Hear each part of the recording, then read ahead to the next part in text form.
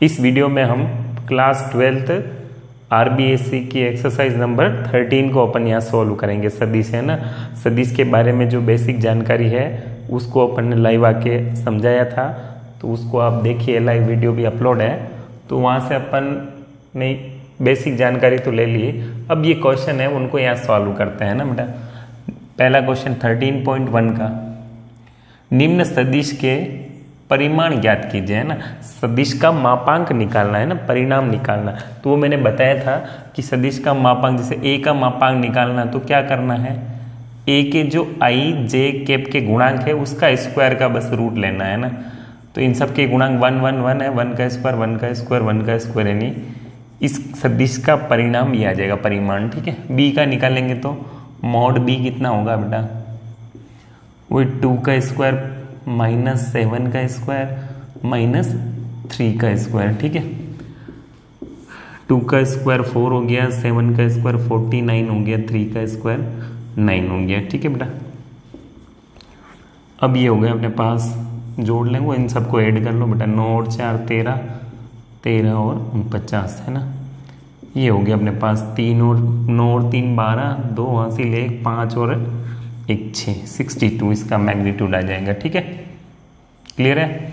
अब ये सी का निकालना तो निकाल लो ना, क्या दिक्कत है ना बेटा। जैसे 1/√3 का स्क्वायर करेंगे 1/3 1/3 1/3 आ जाएगा, स्क्वायर करेंगे 3 एलसीएम लेंगे तो ऊपर भी 3/3, कुल मिला के 1 आ गया है ना, 1 का रूट 1 हो गया है ना। ठीक है, तो ये पहला क्वेश्चन है कि मापांक पूछा है ना, उसका परिमाण पूछा है, तो ऐसे निकालते हैं, बस नॉर्मल सा है। फिर दूसरा क्वेश्चन पूछा है इसने बेटा,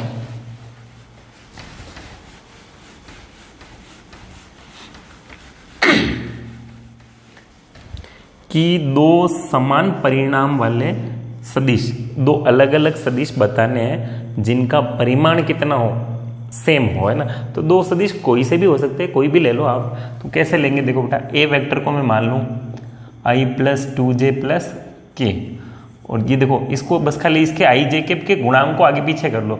इसको ऐसे लिख दो 2i + j + k से भी लिख दो, ये 2 यहाँ लिख लो, यहाँ लिख लो, कहीं भी लिख लो आप, बस आपको इसका मैग्नीट्यूड सेम आना चाहिए। इसका परिमाण सेम कब आएगा, जब आई जे के गुणांक आगे पीछे तो हो बट सेम होने चाहिए ना। ये देखो इधर j के साथ 2, इधर i के साथ 2 ले लिया, उससे क्या फर्क पड़ा है ना।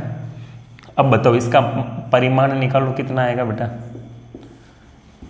1 का स्क्वायर 2 का स्क्वायर 1 का स्क्वायर, ये कितना हो गया बेटा 1 4 और ये कितना 5 और 6 हो गया √6। इसमें b का परिमाण निकालेंगे तो क्या आ जाएगा बेटा, 2 का स्क्वायर 1 का स्क्वायर 1 का स्क्वायर। मेरे ख्याल से आप जो बात समझाना चाहता हूँ समझ में आ गई। तो ये देखो दो सदिश अलग अलग है, देखो a की वैल्यू अलग है, b की वैल्यू अलग है, लेकिन उनका मैग्नीट्यूड क्या है, इक्वल है ना, उनका परिमाण क्या है, समान है। तो यही तो पूछा, समान परिणाम वाले दो अलग सदिश। ठीक है, ये तो इस दूसरा क्वेश्चन है। तीसरा क्या कहना चाहता है, दो समान दिशा वाले दो भिन्न सदिश जिनकी डायरेक्शन क्या होनी चाहिए बेटा, सेम होनी चाहिए, है ना, दिशा समान हो, ऐसे दो सदिश बताने हैं। तो देखो सदिश की जो दिशा होती है बेटा, डायरेक्शन होती है, वो इकाई सदिश बताता है। किसी भी सदिश की दिशा मतलब उसका यूनिट वेक्टर सेम आना चाहिए, उसका इकाई सदिश बराबर आना चाहिए। तो उसके लिए क्या करना पड़ेगा अपने को, आई जे के गुणांक सेम रखने पड़ेंगे, है ना बेटा। कैसे, जैसे दो सदिश कोई से भी हो सकते हैं। ए वेक्टर को मैंने मान लिया i + j + k, और बी वेक्टर को कुछ भी मान लो 2i या कुछ भी मान लो, 3 मान लो, 3i 3j और 3k। इन सब के देखो है, ये ए वेक्टर अलग है, बी वेक्टर अलग है, बट इनकी डायरेक्शन क्या होनी चाहिए, सेम। और डायरेक्शन के लिए आपको उसका क्या बताना पड़ेगा, यूनिट वेक्टर है ना, इकाई सदिश आपको निकालना पड़ेगा। यदि इकाई सदिश का मान बराबर आता है तो दोनों की दिशा क्या है, समान। ठीक है, तो समान दिशा पूछी है, तो दोनों सदिश को तो मैंने अलग अलग ले लिया। अब बताओ ए का इकाई सदिश तो ए कैप है ना, इकाई सदिश को ए कैप से लिखते हैं ना। क्या फॉर्मूला होता है, सदिश बटा सदिश का मापांक, यानी वही परिमाण है ना, ये होता है इकाई सदिश। बताओ क्या लिखूं, i + j + k, इनके सबके ऊपर कैप लगाना है, और इनका मापांक तो a का मापांक कैसे निकालेंगे, 1 का स्क्वायर 1 का स्क्वायर 1 का स्क्वायर, कुल मिला के क्या आ गया आई जे प्लस के अपॉन √3 हो गया, 1 का स्क्वायर 1 का स्क्वायर 1 1 1 3 हो गया बेटा।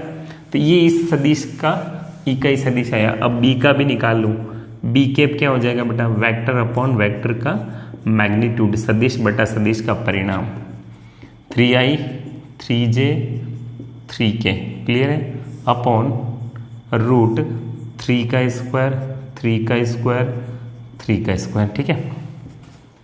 ऊपर वाली स्टेप से 3 कॉमन ले लूँ, आई जे के, ये हो गया बेटा अपने पास 9 9 और 9 9 3 27 हो गए, आई जे के 27 को मैं ऐसे लिख सकता हूँ बेटा 9 × 3 लिख दूँ, 9 3 27, क्योंकि 9 का वर्गमूल मैं जानता हूँ कितना होता है,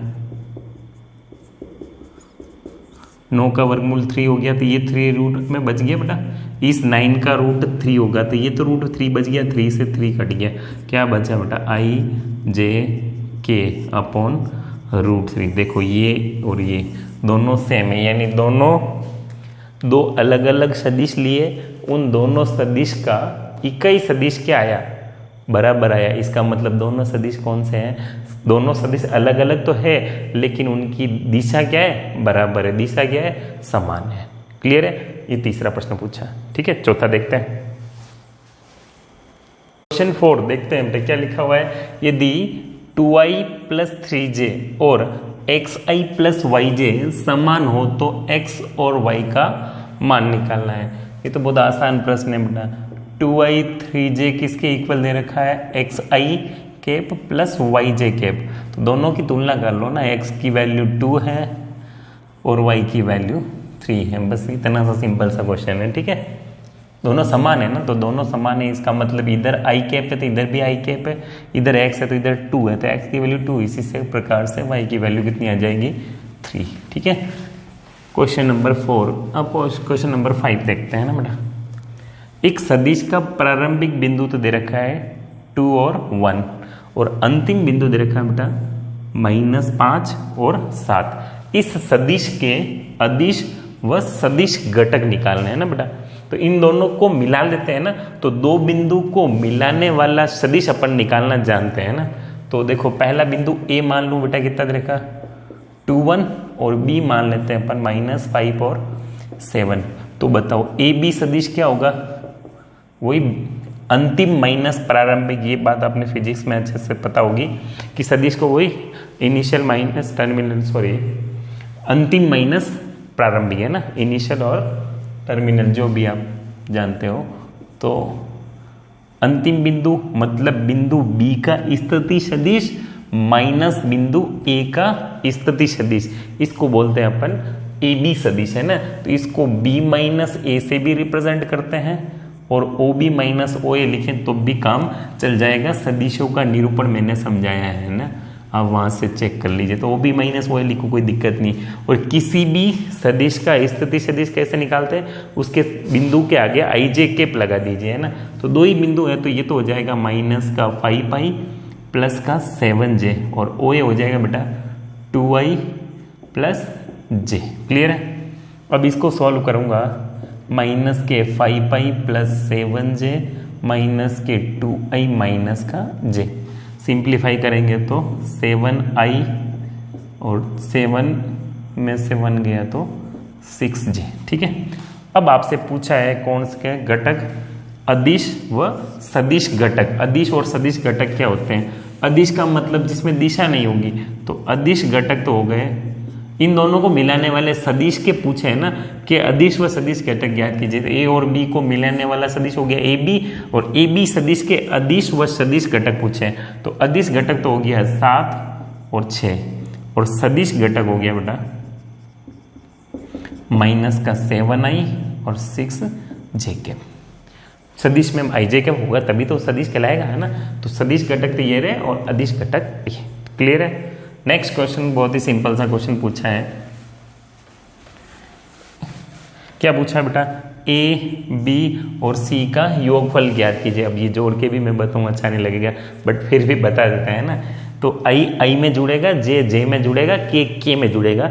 ऐसा आप जोड़ना सभी जानते हैं, बस सदिशों को कैसे जोड़ा जाता है। तो A vector plus B vector plus C vector, तो बताओ आई सबको जोड़ना। देखो इधर तो है आई और माइनस का 2i, और देखो आई और आई तो हो गया 2i में से 2i गया तो 0i बच गया, माइनस के 2 और 4, तो पहले माइनस के 2 और माइनस के 6, माइनस के 8 में से 4 गए तो माइनस के 4 जे, 1 और ये 5, 6 हो गए, 6 में से माइनस के 7 तो माइनस का के बच गया।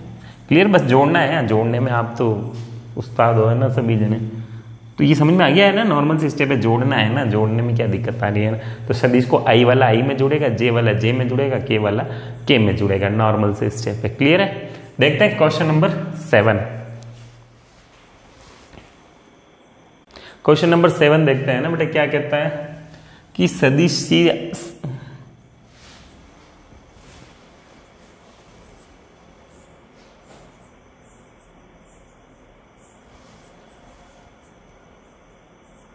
क्वेश्चन नंबर 7 देखते हैं ना, क्या कहता है सदिश सी आई प्लस जे प्लस 2 के है ना के अनुदिश मात्रक सदिश ज्ञात कीजिए।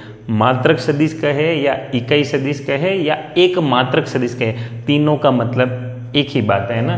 तो मात्रक सदिश का मतलब उसका इकाई सदिश निकालना है ना। तो सी के अनुदिश निकालना मतलब सी का इकाई सदिश हो गया बेटा सी कैप, तो सदिश बटा सदिश का मापांक इकाई सदिश कहलाता है बस। तो ये लिखेंगे सी के अनुदिश मात्रक सदिश मतलब सी कैप है ना।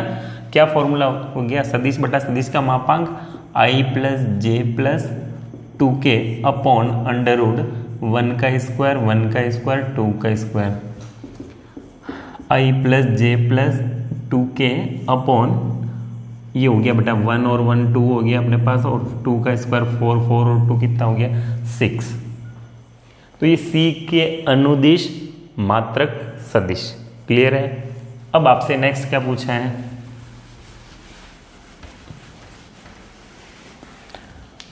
पी क्यू के अनुदिश मात्रक सदिश ज्ञात करो, जहां पी और क्यू आपको दे रखा है। तो दो पी क्यू के अनुदिश निकालना है तो पहले अपने पास पी क्यू सदिश होना चाहिए। क्लियर है। तो पी क्यू सदिश को कैसे लिखेंगे बेटा, पी क्यू क्या होता है बेटा, वही बिंदु क्यू का स्थिति सदिश माइनस बिंदु पी का स्थिति सदिश है ना। तो पी के स्थिति सदिश को ओपी से रिप्रेजेंट करते हैं और क्यू के स्थिति सदिश को ओ क्यू से रिप्रेजेंट करते हैं ना।